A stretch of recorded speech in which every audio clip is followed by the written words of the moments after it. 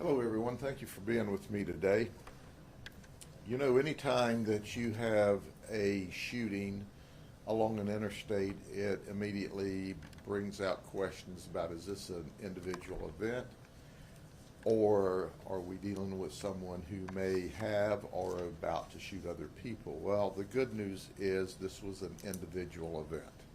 Let me underscore that. And I started out by introducing to you our victim, Kevin Berry. He's 58 years old. He's a truck driver. He was well thought of, and he was also a trainer. He was known to come to work early. He was due to be at work about 3:30 or 4, and at 2:16 we received a 911 call that said a 2017 white Dodge Ram 4x4 was in the turning lanes from the off-ramp of Interstate 4 to US Highway 27, and there's a guy laying beside it dead, and he's got a hole in his head. I'm sorry, he was not dead at the time, but he had a hole in his head. So obviously we respond immediately, and sure enough, this guy is in grave condition. He was not yet deceased at that moment in time. And we started our investigation, and what we determined is Kevin lives in Altamont Springs, and he was westbound on the interstate, and he took the off-ramp in order to go to 27, and almost at the intersection of Highway 27 is the business, the trucking firm he works for. He was very well thought of. We talked to friends and family. They said, hey, he doesn't back down from an event. So if you get up in his face, he will push back. What we also learned from a witness is that there was a road rage with this car, and the first information, the preliminary information we got was it was a dark colored, small, compact, two-door vehicle with a luggage rack, kind of an older model. This is how great our detectives are. That's the first information and what we released to you. Here's the suspect vehicle. As you can see, it's a small, compact vehicle, but it's four doors, and it's not really dark in color. It's silver in color. Could look dark at night, and it doesn't have a luggage rack. This is how good our detectives are. So we start looking at cameras in stores on Highway 27. I am so thankful for our community, our business community, that has cameras in their stores to protect them, because one of the cameras near that intersection showed a conflict. It also recorded sound, and we could hear two gunshots. We could also hear people screaming at each other. So our detectives are working all of the cameras from all of the stores, and when you get down toward Haines City, there's red light cameras, and what we're looking for is a small vehicle during this particular time frame, where we were able to identify this vehicle during that particular time frame, as well as three other vehicles that probably witnessed the event and just drove around it, because there was a conflict in the turning lanes, and the information that our witness gave us certainly did not correspond with where we found the vehicles when we arrived. But our detectives, in their remarkable fashion, pressed on, and we went to Daniel Hamilton's house. Daniel Hamilton lives in Davenport. He's also 58 years old. He's also a truck driver, and he has an LLC that indicates that he may have a small trucking firm. I don't know if he has any employees or he drives for himself. He's also got a criminal history. In the past, he's had 3 felony arrests, 3 misdemeanor arrests, drug charges, fighting charges, robbery charges, disorderly charges, battery charges, contempt, and forgery. So we're pulling the videos, and sure enough, we follow him to 1134 West Wind Drive, and we knock on the door.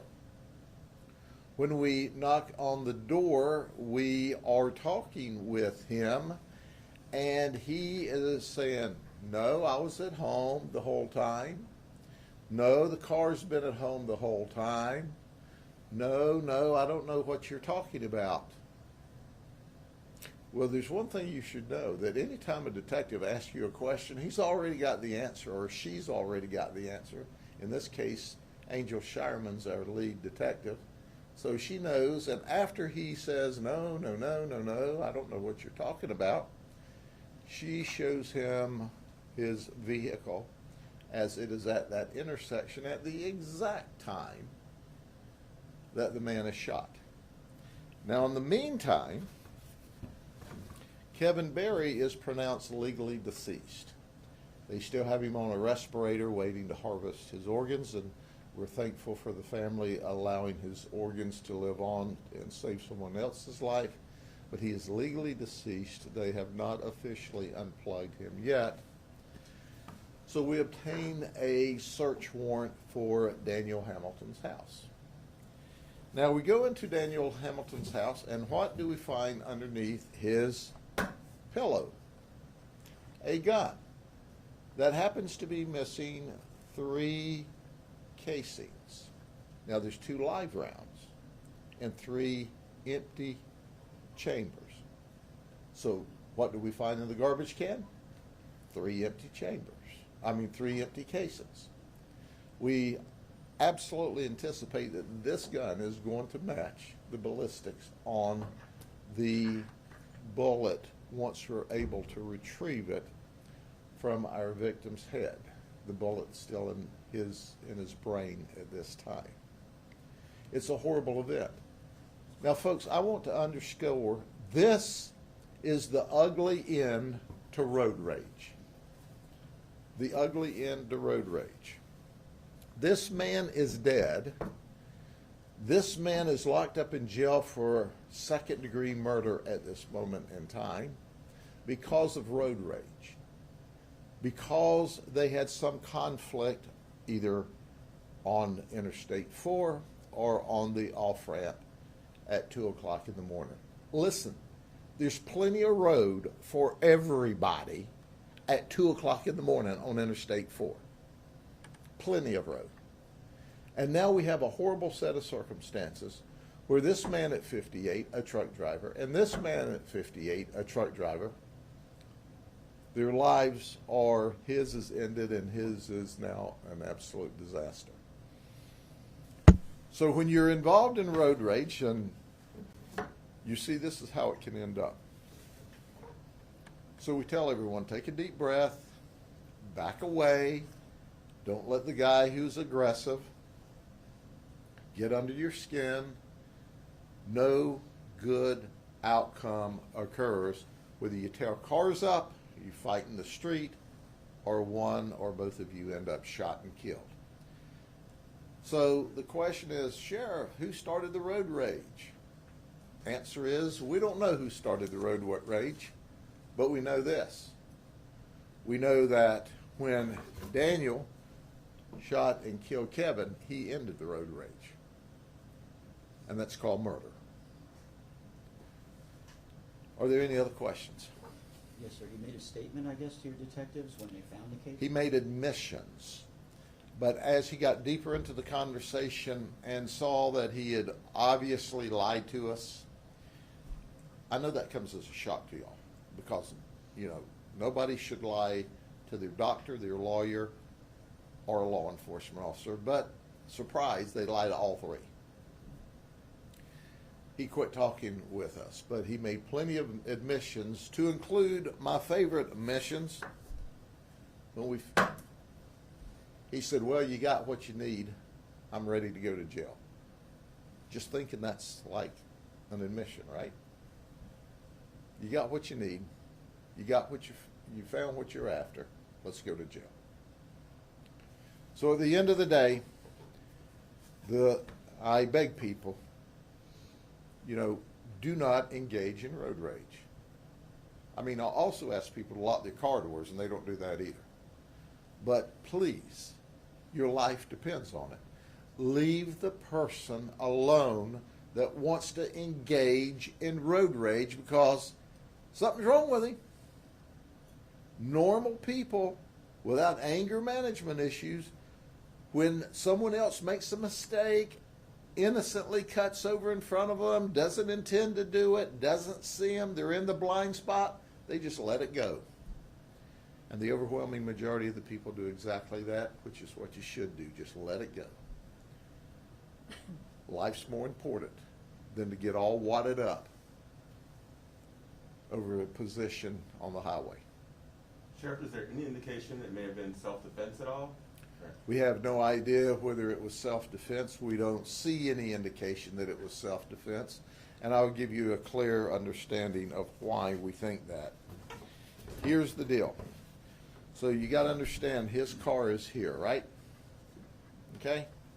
So we're going to have his car going this way on the turning ramp, right?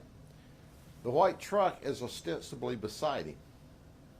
The bullet passes through one side of the truck, out of the other side of the truck, and kills our victim on the other side of his truck.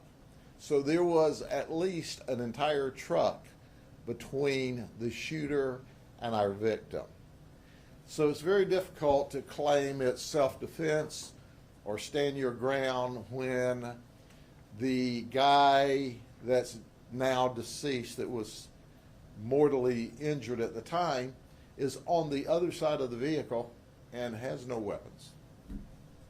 They were stopped when the shooting happened, or were they moving? One of them had cut the other off. When one of our witnesses drove around them, the white vehicle or the silver vehicle had actually turned, and they were kind of crossways in the road. They weren't straight in the turning lanes. By the time we got there, the white vehicle truck was in the turning lane. Of course, the suspect vehicle's gone. So they changed positions in their road rage even after our witness left. And both of them had windows down screaming at each other when our witness drove around them. So they had words long before there were shots fired. How'd that work for them? How's their day to day because of that road rage incident? And I'm sad. One guy certainly shouldn't be deceased. The other one wouldn't be locked up in the county jail for second-degree murder, tampering with evidence, among other charges. Anything else? It Yes, looks sir. like then that Mr. Berry was outside of his vehicle on the driver's side. The bullet, you said, passed through. The bullet went through the passenger side, through the driver's side, and hit Mr. Berry. So he was out of his vehicle. So he was down on the ground. Well, they were stopped when the shooting actually happened. Yes, it appears that way. Are you listening with any other witnesses, maybe track down those other cars? We're still looking for those witnesses in those other cars. We certainly hope that they will come forward, because we need to talk to them and get their perspective of what occurred. That's very important for us to find the people in the other three vehicles. So, look, we've got one man that's legally deceased now, and will be off of the ventilator as soon as they harvest his organs. We got the suspect in jail. We just need your perspective. What did you see, and when did you see it? And where were you, and where were they when you saw it? Sheriff, you kind of touched on it a little bit, but there's an unsolved I-4 road rage shooting being investigated by Plant City Police. They took off on I-4, and there's no businesses there with cameras. So was that the missing piece here, that you were able to track the car with the cameras? We were able to track the car with cameras, which certainly made it much easier. And listen, the cameras were in people's businesses to ostensibly protect their business and to give them video footage so that if anybody came there to damage their business or commit crime. There's a reason crime's at a 51-year low in Polk County. It's because the community, the business community, and law enforcement all works together. And here is another example of the business community working with us with cameras that they purchased that led us directly to this vehicle and this guy's house. And we're appreciative. So that's a good thing. And it's important that our suspect be held accountable for his conduct. Were they able to, with those cameras, Sheriff, get a tag? Is that how they were able to trace it to his house? We traced the vehicle all the way to his house. But, I mean, even though it was early morning, there are any number of vehicles. That could be a small, like you said, the detectives had Sure. to look through the video and whatever. Were the cameras good enough that they were able to figure out a tag, or how did they trace it to? We traced the vehicle to the neighborhood, and then we went door to door in the neighborhood until we found the vehicle. From camera to camera to camera to camera, tracing the vehicle, is that what you're saying? Until we turned into the Got neighborhood. it. From the different businesses. And there were a couple of red light cameras that we used to say, yep, he's still on the road. But thank you, business owners. Thank you for caring enough to protect your business and to help us gather evidence to protect your business. But in this case, you solved a murder for us, and we are immensely grateful.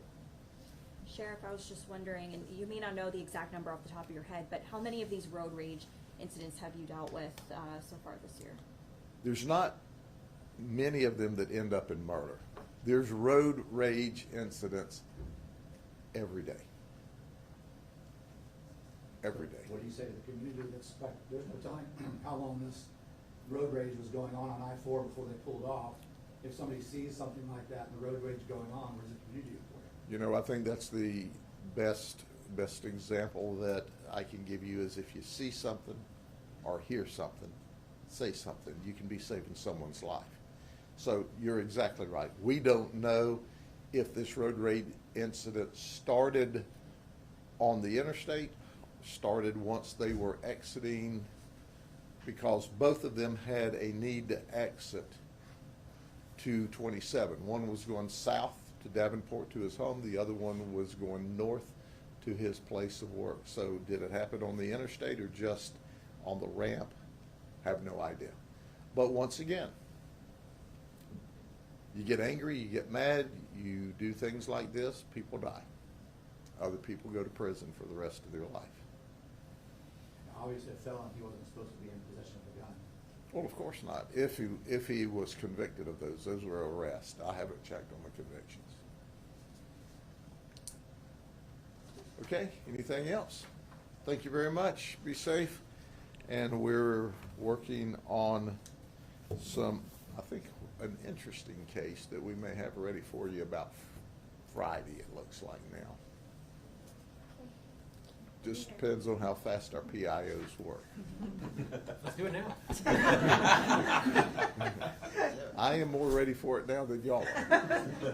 Take care. Have a good day. Bye-bye. Thank you,